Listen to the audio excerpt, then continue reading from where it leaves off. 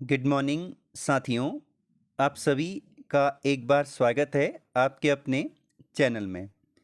तो जैसा कि हम मई 2025 में जो उत्तराखंड परीक्षावाणी का जो 16वां संशोधित संस्करण निकला है, उसके जो लास्ट में जो अध्याय नंबर 22 है, उसमें समसामयिक घटनाक्रम दिया गया है जो 2025, 2024, 2023 और 2022 के कुछ महत्वपूर्ण करंट अफेयर उसमें ऐड है।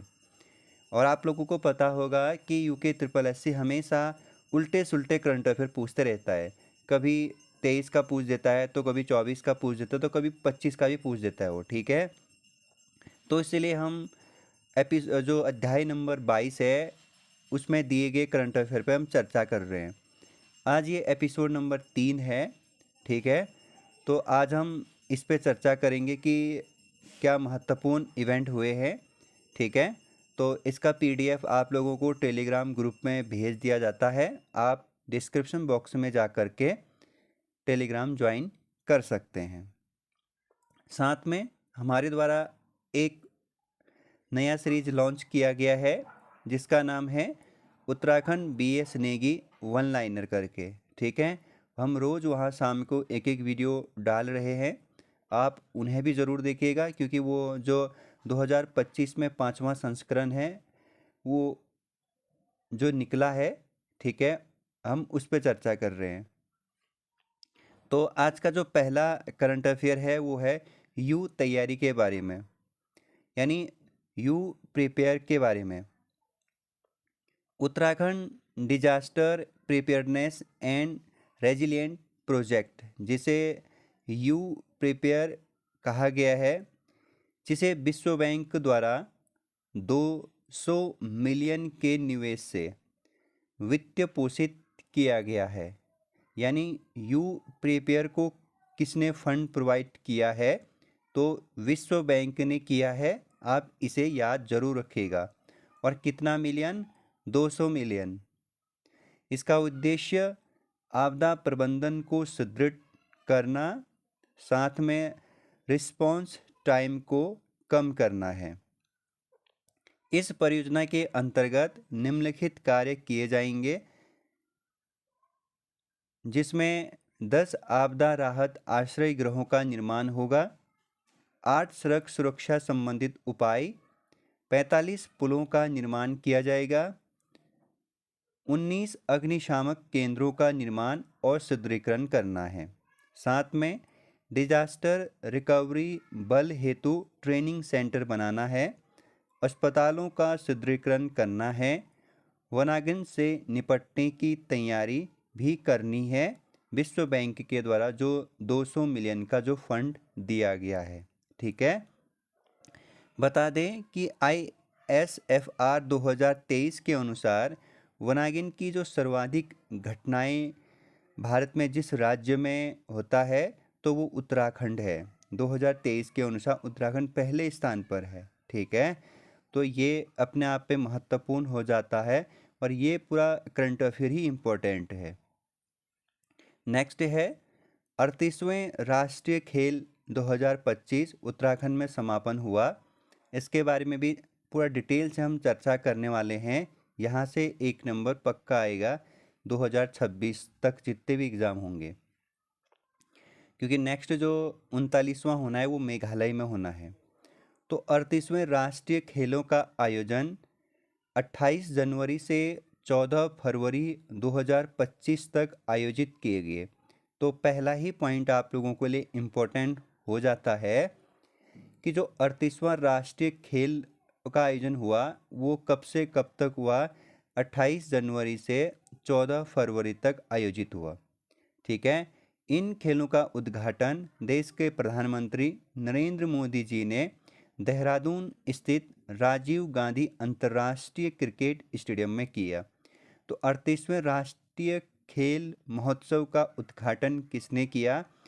तो देश के प्रधानमंत्री नरेंद्र मोदी जी ने देहरादून स्थित जो अंतर्राष्ट्रीय क्रिकेट स्टेडियम है, राजीव गांधी अंतर्राष्ट्रीय क्रिकेट स्टेडियम में किया। साथ में इन खेलों का समापन तथा इन खेलों का समापन केंद्रीय गृह मंत्री अमित शाह ने हल्द्वानी के गोलापार में जो स्थित अंतर्राष्ट्रीय खेल स्टेडियम है ना, वहाँ पे या उस स्टेडियम में समापन हुआ। तो अगर समापन पूछा जाएगा कहाँ हुआ, तो आप कहेंगे कि जो हल्द्वानी में बना है अंतर्राष्ट्रीय खेल स्टेडियम गोलापार में, वहाँ 38वें राष्ट्रीय खेल 2025 का समापन हुआ केंद्रीय गृह मंत्री अमित शाह के उपस्थिति में। ये पूछा गया था पीसीएस में। इस अवसर पर गृह मंत्री ने शीर्ष 3 टीमों जिसमें services, sports control board, Maharashtra एवं हरियाणा को सम्मानित किया। बात करें 38वें राष्ट्रीय खेल 2025 से संबंधित कुछ महत्वपूर्ण तथ्यों पे, तो सबसे पहले आपको याद रखना है 38वें जो खेल हुआ उसमें आधिकारिक लोगो और शुभंकर का नाम मौली था। ठीक है, तो शुभंकर का नाम क्या था? मौली, जिसमें उत्तराखंड का राज्य पक्षी मोनाल को दर्शाया गया। आधिकारिक मशाल का नाम तेजस्विनी और टैगलाइन पूछी जाएगी तो संकल्प से शिखर तक। ये सबसे इम्पोर्टेंट है, याद रखिएगा ये वाला पॉइंट।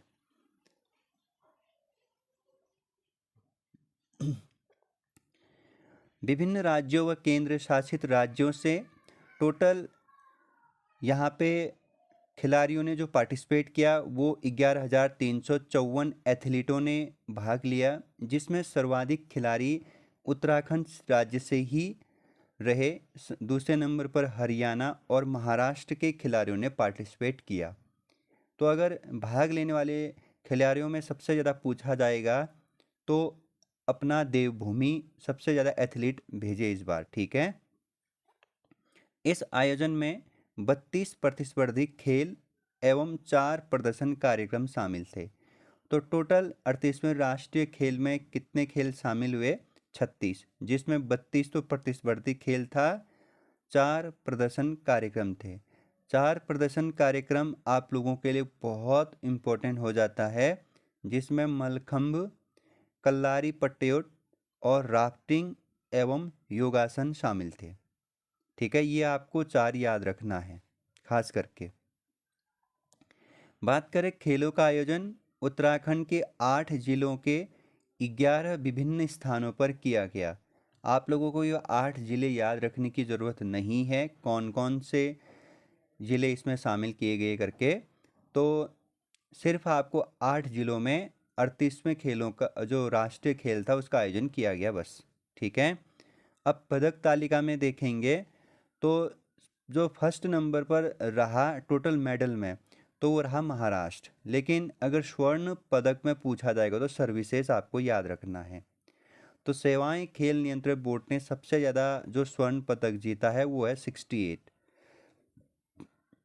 महाराष्ट्र ने 54 जीता।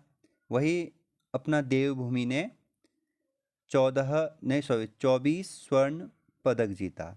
ठीक है, कुल पदकों की बात करें तो महाराष्ट्र पहले नंबर पर। ठीक है, याद रखेंगे, ये आपसे पूछा जाएगा बस। फर्स्ट नंबर पर पदक तालिका में कौन सा राज्य रहा 38वें खेलों में? तो आप कहेंगे महाराष्ट्र। ठीक है, वही अपना प्यारा उत्तराखंड या देवभूमि तो 7वें नंबर पर। मोस्ट इम्पोर्टेंट है, टोटल 103 पदक अपने नाम किया। ठीक है, 38वें राष्ट्रीय खेलों 2025 में उत्तराखंड की समग्र रैंक 7वीं रही। तो बता दिया मैंने कि उत्तराखंड का रैंक कौन सा रहा, तो 7वां हुआ। ठीक है, कुल पदक तालियों की संख्या की बात करें तो उत्तराखंड ने 103 पदक। रैंकों राज्यों में बात करें तो महाराष्ट्र ने सबसे ज़्यादा 201 पदक, फिर हरियाणा ने 153 पदक। ठीक है, याद रखिएगा, मोस्ट इम्पॉर्टेंट है, महाराष्ट्र ने सबसे ज़्यादा पदक जीते 201। वहीं बात करें 39वें राष्ट्रीय खेलों का आयोजन 2027 की मेज़बानी मेघालय राज्य को सौंपी गई है। तो पूछा जाएगा तो 39वें राष्ट्रीय खेलों का आयोजन कहाँ होना है? तो मेघालय में होना है, वो होना है 2027 में। ठीक है, तो ये महत्वपूर्ण जो 38वें राष्ट्रीय खेल था, उससे संबंधित करंट अफेयर। अब हम आगे बढ़ेंगे और नेक्स्ट करंट अफेयर पे चर्चा करते हैं, काउंटर मैग्नेट सिटी। तो उत्तराखंड में काउंटर मैग्नेट सिटी बनना है, कहाँ बनना है, इस पे चर्चा करते हैं।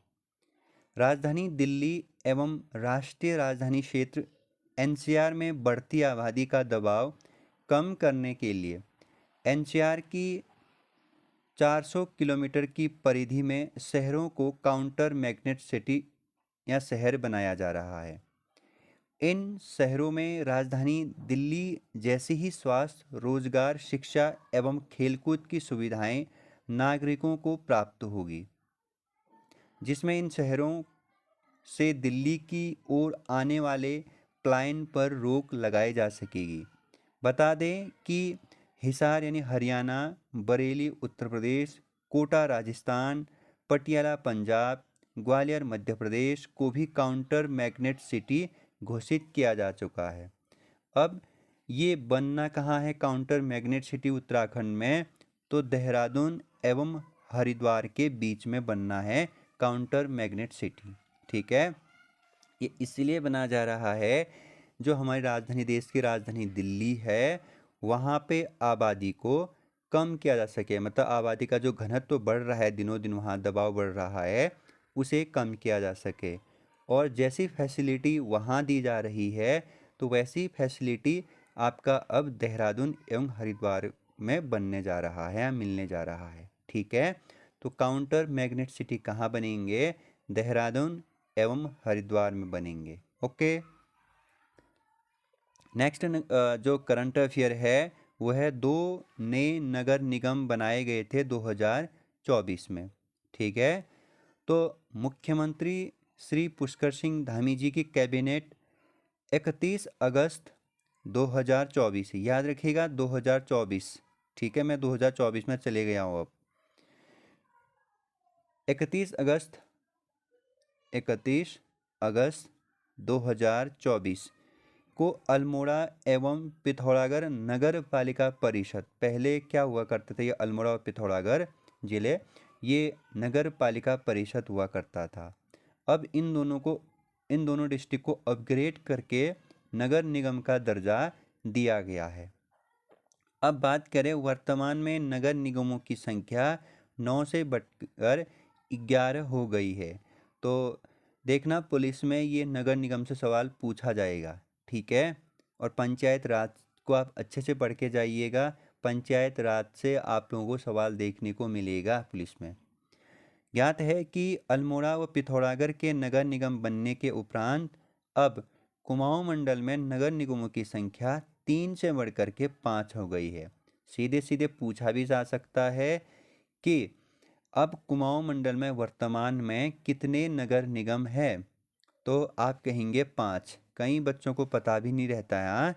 तो ये आप लोगों को पता होना चाहिए कि अब 5 नगर निगम हो चुके हैं कुमाऊं मंडल में। ठीक है, जबकि जो 6 नगर निगम हैं वो गढ़वाल मंडल में हैं। तो टोटल कितने होंगे? 6 और 5 11।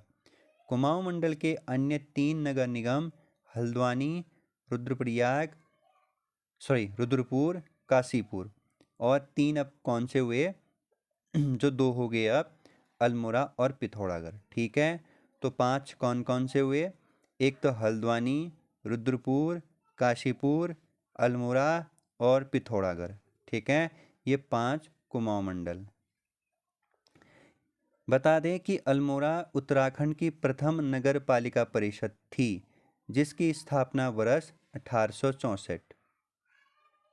ठीक है, तो उत्तराखंड की प्रथम नगर पालिका परिषद का नाम पूछा जाएगा तो अल्मोड़ा करेंगे, और जिसकी स्थापना 1864 ब्रिटिश काल में की गई थी। ओके दोस्तों, तो आज का सेशन यहीं पे समाप्त करते हैं, क्योंकि लंबे लंबे वीडियो ज़्यादा अच्छे नहीं होते हैं।